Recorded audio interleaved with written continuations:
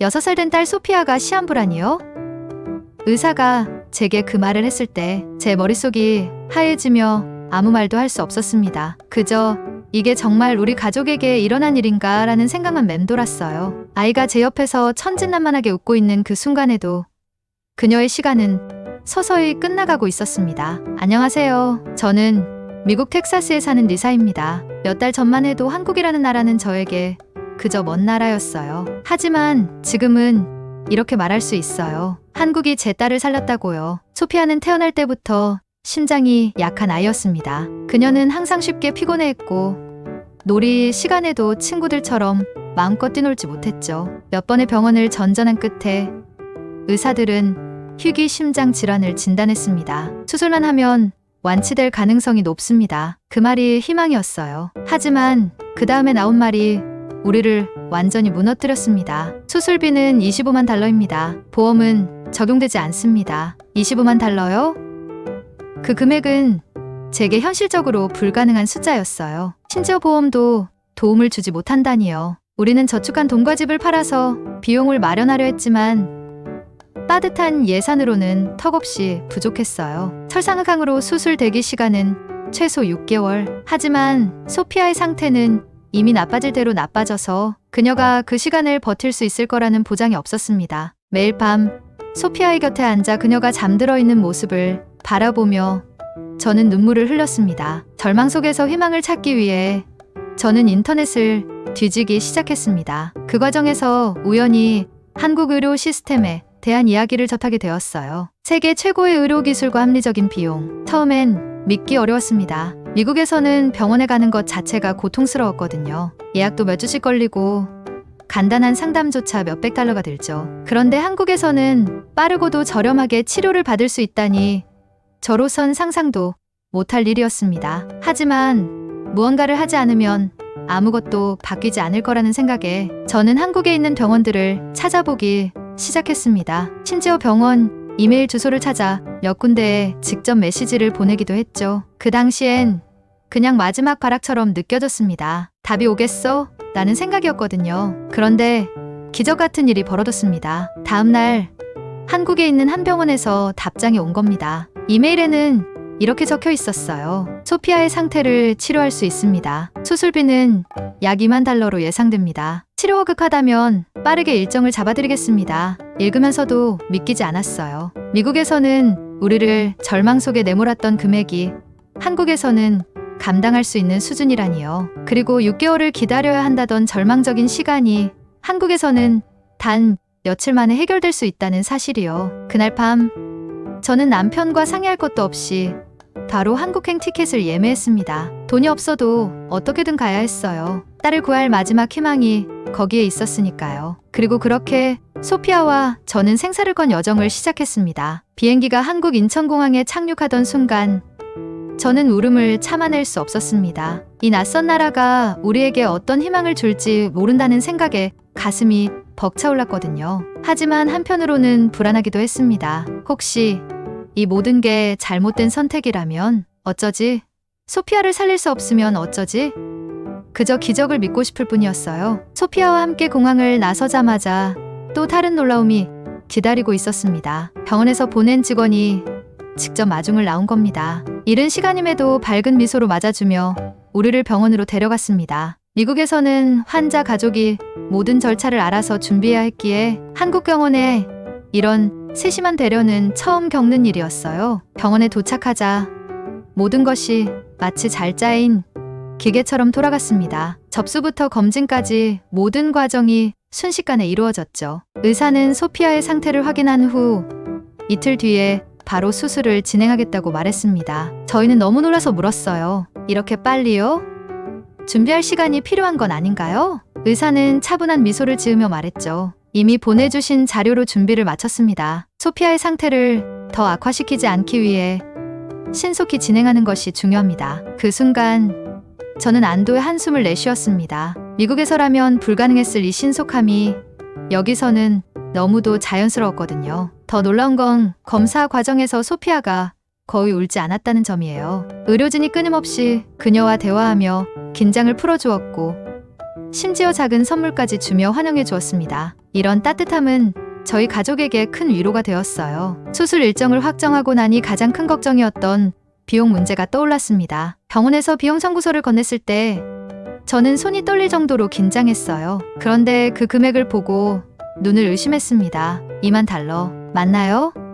이게 전부인가요? 미국에서 25만 달러를 요구받았던 저희에게 이 금액은 상상조차 못했던 수준이었죠. 병원 직원은 오히려 웃으며 이렇게 말했습니다. 한국에서는 의료 서비스는 환자 중심이어야 한다고 생각합니다. 부담을 덜어드리는 것이 저희의 목표입니다. 저는 말문이 막혔습니다. 이 순간이 꿈이길 바랐지만 동시에 현실이길 간절히 원했습니다. 그리고 드디어 수술날이 다가왔습니다. 소피아는 두려움을 느끼지 않도록 의료진의 배려 속에서 무척 차분해 보였어요. 하지만 저와 남편은 그렇지 않았습니다. 미국에서도 위험성이 높다고 들었던 이 수술이 정말 잘 될지 확신할 수 없었거든요. 의료진은 수술 전까지 우리를 안심시키기 위해 최선을 다했습니다. 의사는 밤늦게까지 저희와 대화를 나누며 수술 절차를 설명했고 간호사들은 저희가 충분히 쉬도록 배려했습니다. 하지만 부모로서의 불안은 쉽게 사라지지 않더군요. 그날 밤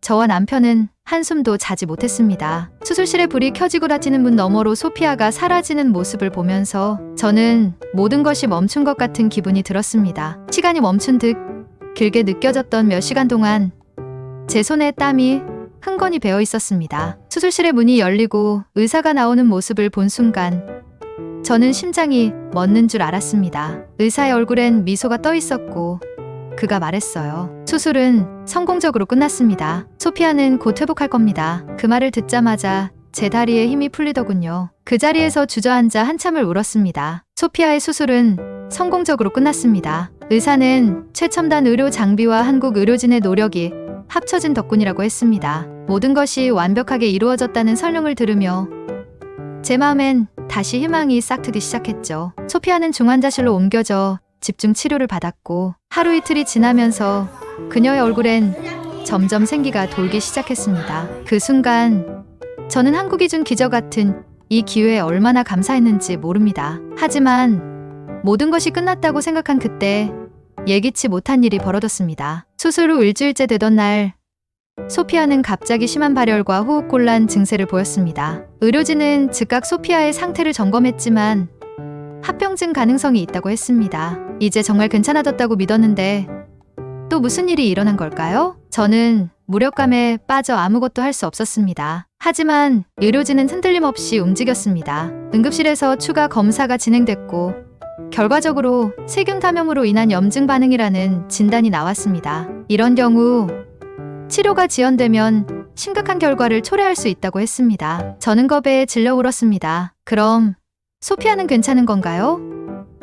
이번엔 정말 괜찮아질 수 있나요? 의사는 저를 차분히 바라보며 말했어요. 걱정하지 마세요. 이미 적절한 항생제 치료를 시작했습니다. 소피아가 강한 아이니까 곧 이겨낼 겁니다. 그 후로 의료진은 정말 믿기지 않을 정도로 헌신적으로 움직였습니다. 담당 간호사는 밤새도록 소피아의 상태를 체크하며 매 순간 변화를 기록했어요. 심지어 교대 시간이 지나도 자리를 떠나지 않고 소피아 곁을 지키는 모습에 감동하지 않을 수 없었습니다. 의사들도 정기적으로 병실을 찾아와 저와 남편에게 치료 상황을 설명하며 안심시켜 주었습니다. 그들의 태도는 단순히 환자로 대하는 것이 아니라 한 생명을 살리기 위해 최선을 다하는 사람들이라는 걸 느끼게 했습니다. 치료는 하루 이틀 만에 끝나지 않았습니다. 합병증을 완전히 극복하기까지 일주일 이상이 걸렸죠. 그 시간 동안 저는 거의 잠들지 못했습니다. 하지만 의료진의 진심 어린 노력 덕분에 소피아는 결국 회복의 길로 접어들기 시작했습니다. 소피아가 처음으로 침대에서 일어나 웃으며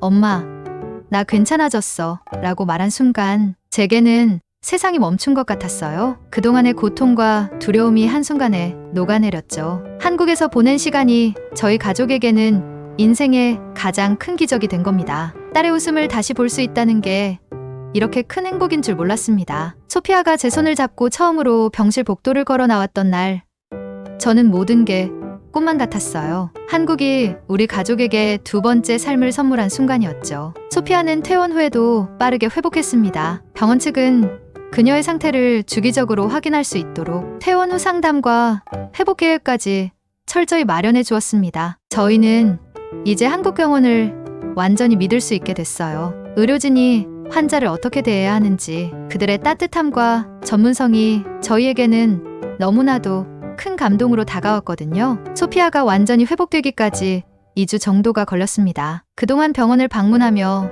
정기적으로 경과를 확인했죠. 마지막 방문 날 병원장님께서 우리를 불러 이렇게 말씀하셨습니다. 소피아의 상태가 완벽히 좋아졌습니다. 이제 걱정하지 않으셔도 됩니다. 그리고 병원에서 저희를 위해 작은 선물을 준비해 두었더군요. 병원 직원들이 소피아에게 한국의 전통 인형을 선물하며 말했습니다. 이제 건강하게 자라길 바랍니다. 한국은 언제든 당신들을 환영합니다. 그 순간 저는 다시 눈물이 터져 나왔습니다. 단순히 치료를 넘어 진심으로 저희 가족을 걱정해주고 배려해준 그 마음이 너무나 감사했거든요. 한국에서의 경험은 제게 단순히 좋은 의료 시스템을 경험한 것을 넘어 삶에 대한 교훈을 남겼습니다. 첫째, 생명은 그 무엇과도 바꿀 수 없다는 것. 둘째, 좋은 의료 시스템은 비용이 아니라 사람을 먼저 생각해야 한다는 것. 셋째, 한국이 얼마나 따뜻하고 헌신적인 나라인지를 알게 된 것이죠. 소피아가 회복된 후